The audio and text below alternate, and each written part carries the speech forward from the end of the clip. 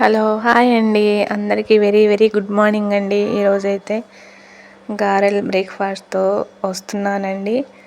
గారెలు చేస్తున్నాను చూడండి, చాలా స్మూత్గా వస్తాయండి. ఒక చిన్న సీక్రెట్ చెప్తానండి, ఇవి చాలా బాగా వస్తాయి. ఆయిల్ కూడా అంత తీసుకోవండి చూడండి. ఓకేనా ఫ్రెండ్స్, ఒక 4 hours మినపప్పు నానబెట్టుకుంటామండి.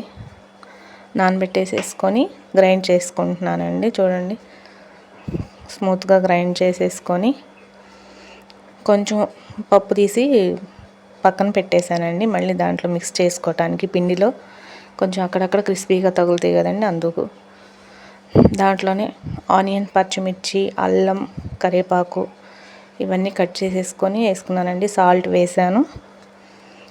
ఓకేనా అండి, గారె పర్ఫెక్ట్గా వస్తేనే బాగుంటుందండి, లేకపోతే ఆయిల్గా ఉంటే తినలేము.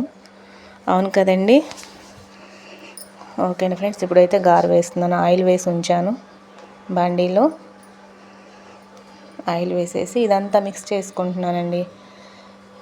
ఇది చిన్న సీక్రెట్ అన్నా కదండి, ఆయిల్ ఎక్కువగా తీసుకోకుండా ఉండాలంటే దీంట్లో కొంచెం ఉప్మా రవ్వ యాడ్ చేసుకోవాలండి.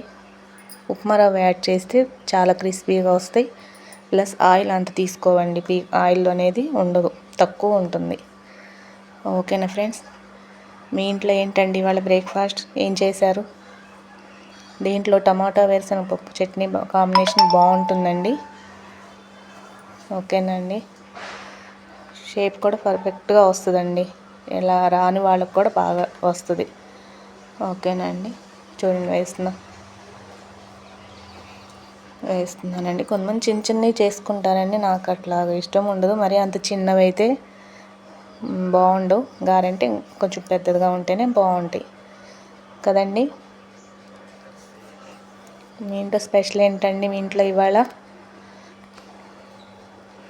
ఓకే అండి, గారెలు అయితే వేస్తున్నాను నేను. చాలా లైట్ ఆయిల్ తీసుకుంటుంది. ఓకేనండి, అయినాయి. ఎంత స్మూత్గా ఉన్నాయో చూడండి. అది కూడా చూపించాను మీకు, చాలా టేస్టీగా వచ్చినాయండి. లైక్ చేయండి, ఎంఎంకే వ్లాగ్స్ తెలుగు ఛానల్ని లైక్ చేయండి, షేర్ చేయండి, సబ్స్క్రైబ్ చేసుకోండి, కామెంట్స్ ఇవ్వండి. ఓకేనా ఫ్రెండ్స్, చూడటానికి ఎంత చక్కగా ఉన్నాయో ఫ్రెండ్స్, తినాలనిపిస్తుంది, నోరు ఊరుతుంది కదండి. మీరు చేసేసుకోండి త్వరగా, ఇక ఆలస్యం ఎందుకు. ఓకేనా ఫ్రెండ్స్, బాయ్.